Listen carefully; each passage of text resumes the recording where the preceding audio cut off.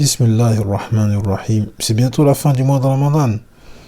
Comment passer une bonne fête de rupture de jeûne, Eid al-Fitr? Réponse dans cette vidéo. الدين النصيحة قلنا لمن قال لله ولكتابه ولرسوله ولأئمة المسلمين وعامتهم. Lorsque le nouveau croissant lunaire du mois de Shawwal est aperçu la nuit après le 29e jour du mois de Ramadan, ou que le 30e jour touche à sa fin, celui qui avait été envoyé comme miséricorde pour l'univers, notre très cher et bien-aimé prophète Mohammed sallallahu alayhi wa sallam, avait pour habitude de proclamer la grandeur de notre Seigneur en faisant des tekbirat à voix haute où qu'il soit. Allahu Akbar, Allahu Akbar, Allahu Akbar, la ilaha illallah, Wallahu Akbar, Allahu Akbar, walillahil hamd. Étant la veille d'un jour grandiose, il convient à chaque musulman et musulmane d'accueillir comme il se doit ce jour de joie. Acheter des décorations pour embellir sa maison afin de créer une ambiance de fête, surtout pour les enfants. Bonbons, ballons, lampions, guirlandes et friandises seront les bienvenus pour illuminer cette future belle journée. Sans oublier les petits cadeaux à échanger afin de faire rentrer la joie dans le cœur des gens qu'on aime. Préparer ses plus beaux habits pour assister à l'office tout en veillant à respecter avec cette tenue les conditions pour effectuer la prière.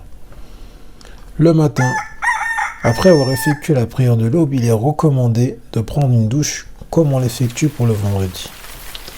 Puis se revêtir de ses plus beaux habits, de préférence de couleur blanche, et de se parfumer pour les hommes. Avant de sortir pour aller assister à la prière de la fête, il est vivement recommandé de manger quelques dattes afin de différencier ce jour des autres jours du mois de Ramadan, car il est interdit de jeûner durant les jours de fête. Pour toute personne qui n'aurait pas sorti l'aumône de la rupture du jeûne, Zakat al-Fitr, il est conseillé de la donner en nourriture à la nécessité juste avant de se rendre à la prière de la fête Salatul Eid. Toute la communauté, sans exception, est cordialement invitée à être présente à un tel événement. En effet, le prophète sallallahu alayhi wa sallam a insisté pour que soient présents lors de cette prière petits et grands, jeunes et vieux, hommes et femmes, même celles qui sont indisposées. Il est également recommandé d'emprunter un chemin lorsqu'on se rend à la prière qui sera différent du chemin du retour lorsqu'on rentre à la maison. Après la prière, il est recommandé de présenter chaleureusement ses vœux et félicitations à tout musulman que l'on connaît ou que l'on ne connaît pas. Ceci peut s'effectuer aussi en s'envoyant des messages électroniques ou des cartes virtuelles ou tout simplement en effectuant des appels.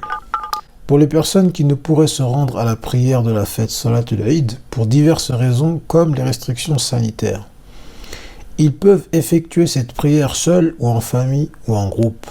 En effet, Cheikh Abdul Aziz al-Rajihi a dit « Lorsque l'incapacité de se réunir dans les mosquées ou les lieux de culte pour célébrer la prière de Eid est présente, la prière s'effectue dans les foyers, en groupe ou individuellement. » Ceci est l'avis de la majorité des écoles juridiques islamiques et c'est également l'avis de Cheikh al-Islam Ibn Taymiyyah rahimahullah, car la situation ne permet pas de le faire autrement. Ceci est l'avis également de l'imam al-Bukhari ainsi que de notre Cheikh Ibn Baz rahimahullah ta'ala.